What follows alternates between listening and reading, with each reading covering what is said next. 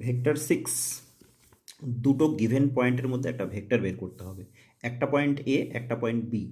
এ পয়েন্টের coordinate x1 y1 z1 আর B পয়েন্টের কোঅর্ডিনেট হলো x2 y2 z2। এবার আমাকে কোঅর্ডিনেটটা হলো রাইট হ্যান্ডেড কার্টেশিয়ান কোঅর্ডিনেট, তাহলে রাইট ডাইরেকশানে তাহলে y থাকবে, উপরের দিকে z, আর খাতা থেকে এই ডিরেকশানে হবে x। তাহলে এটা হলো কোঅর্ডিনেটের অরিজিন বা মূল বিন্দু।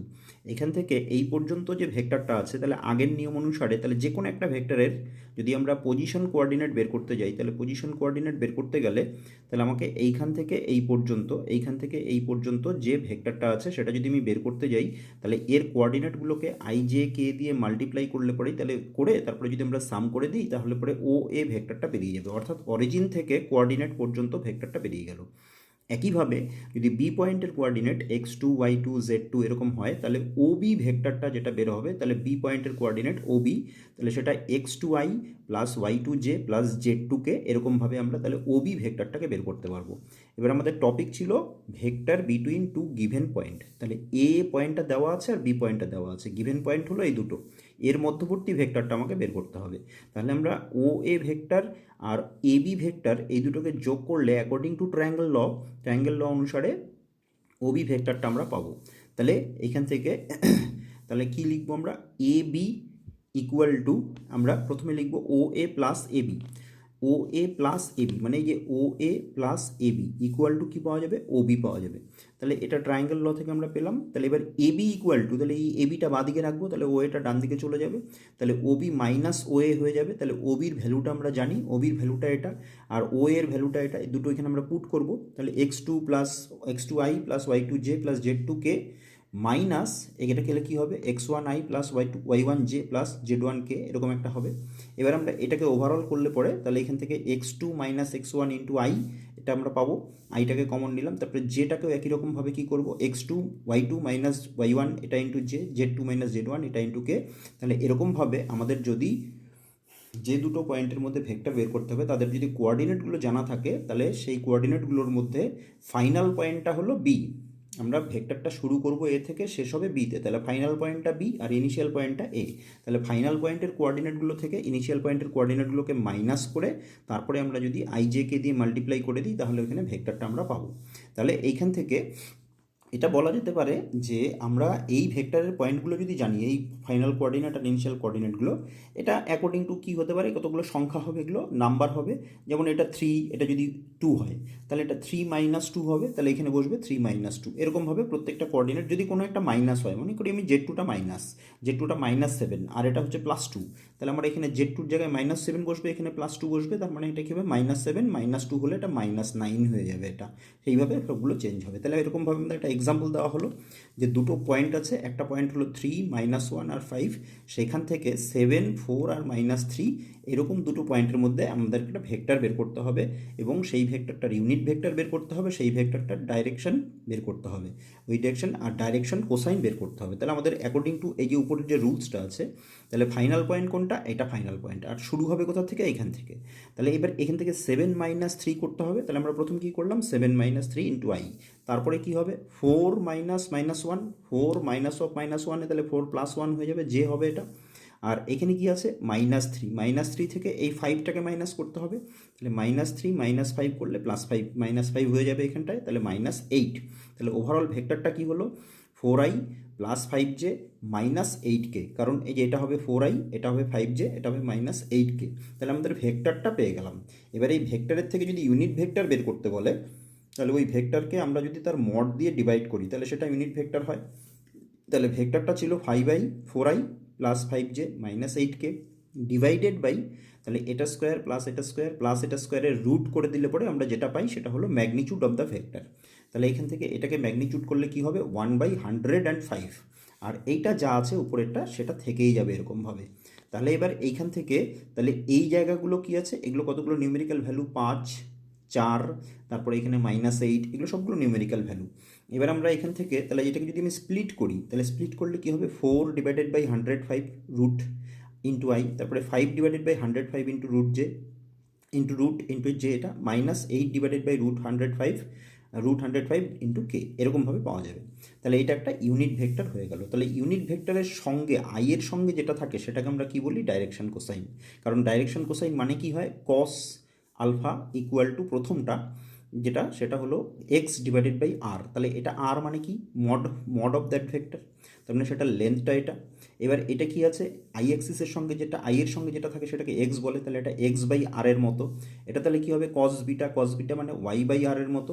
আর এটা হচ্ছে কস গামা মানে হচ্ছে জেড বাই আর, এরকম ফ্যাক্টর জিনিসগুলো। তাহলে এটা ডাইরেকশন কোসাইনগুলো বেরিয়ে গেল। এবার আমরা যদি ডাইরেকশন কোসাইনটা বের করে নিতে পারি তাহলে পরে যেমন এখান থেকে অ্যাঙ্গেলগুলো বের করে ফেলতে পারবো। যেমন আমরা একটা এক্সাম্পল দিচ্ছি, ক্লাস 10-এর ট্রিগোনোমেট্রি থেকে আমরা কস 60 ইকুয়াল টু হাফ। তাহলে পরে আমরা শুধু 60 ডিগ্রি ইকুয়াল টু, এটাকে আমরা বলি কস ইনভার্স, কস লিখে ডান দিকে পাওয়ারে -1 দিলে ওটাকে বলি ইনভার্স হাফ। তার মানে এই জিনিসটা একটা অ্যাঙ্গেলকে বোঝায়। কস ইনভার্স হাফ মানে একটা অ্যাঙ্গেল যেটা 60 ডিগ্রি ভ্যালু। যদি এটা এখান থেকে 1/√2 হয় তাহলে এটা 45 ডিগ্রি হবে। আর এটা যদি √3/2 হয় তাহলে এটা 30 ডিগ্রি হবে কসের বেলায়। ঠিক আছে, ঠিক সেরকমভাবে আমরা এবার বের করতে চাই angle of the vector with ex Axis. তাহলে সেটাকে আমরা কি বলি, আলফা। তাহলে এখানে আমরা কি পেয়েছিলাম, কস আলফা ইকুয়াল টু 4/√105। তাহলে এখান থেকে alpha equal to cos inverse, এটা কস ইনভার্স 4/√105। ঠিক একই রকমভাবে তাহলে কস বিটা যদি আমরা বের করি, কস বিটা ইকুয়াল টু 5 এটা, তাহলে শুধু বিটা ইকুয়াল টু কী হবে, কস ইনভার্স 5/√105। একই রকমভাবে তাহলে জেড যেটা হবে, জেড অ্যাক্সিসের সঙ্গে যেটা angle of that vector with Z axis, তাহলে সেটা হবে gamma equal to cos inverse. মাইনাসটা এখানে আছে, ওই মাইনাসটাকে ইগনোর করা যায় না, প্লাসগুলো আছে বলে আমরা এখানে প্লাস প্লাস প্লাস দিচ্ছি, এখানে মাইনাস সাইন আছে বলে মাইনাসটা থাকবে। তাহলে এটা 8/√105 এরকম হয়। এবার আমরা একটা অন্য জায়গায় যাচ্ছি, ক্লাস 10 লেভেলের যে আমরা থিওরেমগুলো করতাম, যে এটা একটা প্যারালেলোগ্রাম, এই প্যারালেলোগ্রামটার ডায়াগোনালগুলো একটা আরেকটাকে বাইসেক্ট করে। তাহলে diagonal of the parallelogram bisect each other, এটা আমাদের থিওরি, এটা আমাকে প্রুভ করতে হবে। তাহলে আমরা এখান থেকে যদি দেখি এটা, তাহলে প্রথম ভেক্টরটা তাহলে কি আছে, প্রথম ভেক্টরটা ও এ, এটাকে আমরা লিখলাম স্মল এ, আর এটা হচ্ছে ও সি, তাহলে এটাকে আমরা স্মল বি বললাম। তাহলে এটা ডায়াগোনাল, এটা হলো একটা প্যারালেলোগ্রামের অ্যাডজাসেন্ট সাইড, মানে বাংলায় বলে ধারক বাহু, মানে সন্নিহিত বাহু, ধারক বাহু না। এবার একটা ডায়াগোনাল এরকম আছে, আরেকটা ডায়াগোনাল এরকম আছে। তাহলে প্রথম ডায়াগোনালটাকে আমরা যদি ওবি বলি, তাহলে পরে ভেক্টরের ট্রায়াঙ্গেল ল থেকে এটা প্লাস এটা করলে পরে তাহলে আমরা ওবি পাবো। তাহলে from triangle law O A plus A B equal to Obi.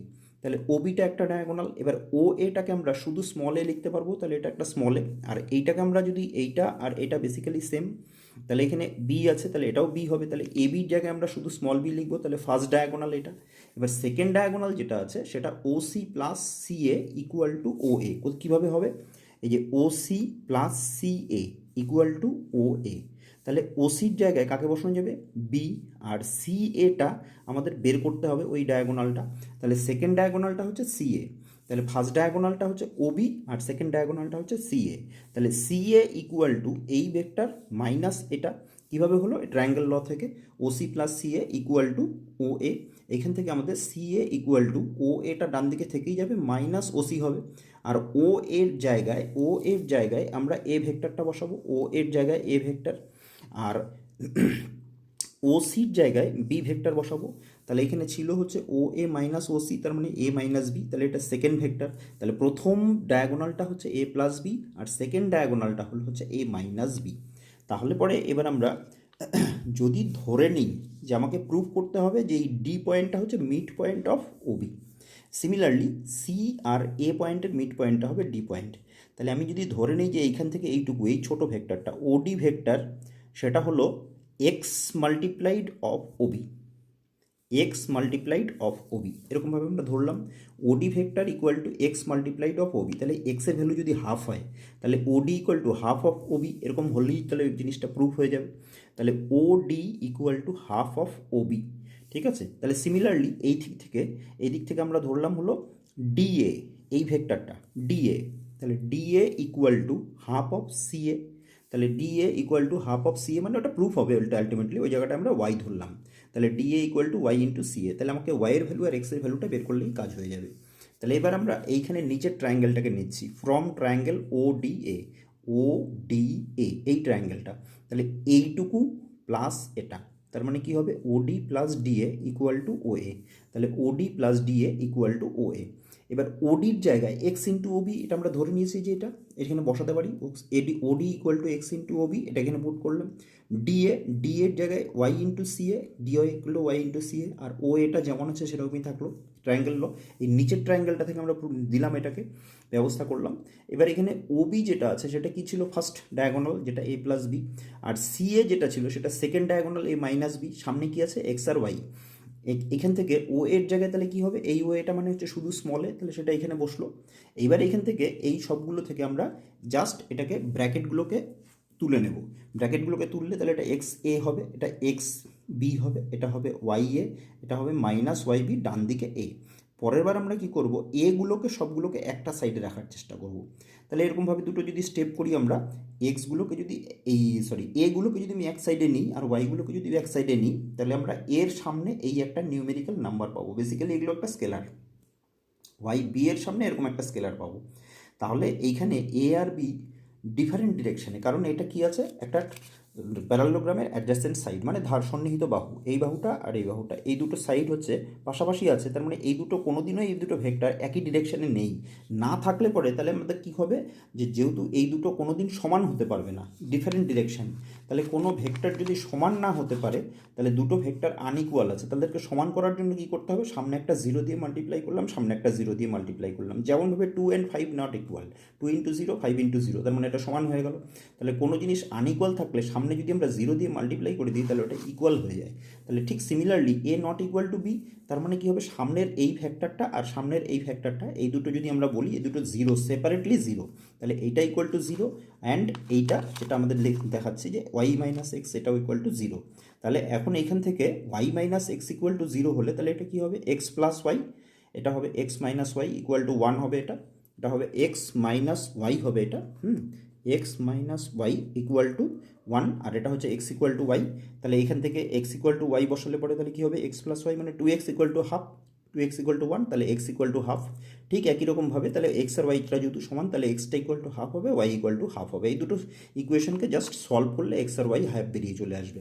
তখন আমরা বলতে পারবো যে এই ডায়াগোনালটার মিড পয়েন্টটা ডি, কারণ এই ছোট ভেক্টরটা এই বড় ভেক্টরের হাফ, এক্স মানে হাফ এখানটায়। তাহলে এই প্রুফটা করলেই আমাদের হয়ে যাবে।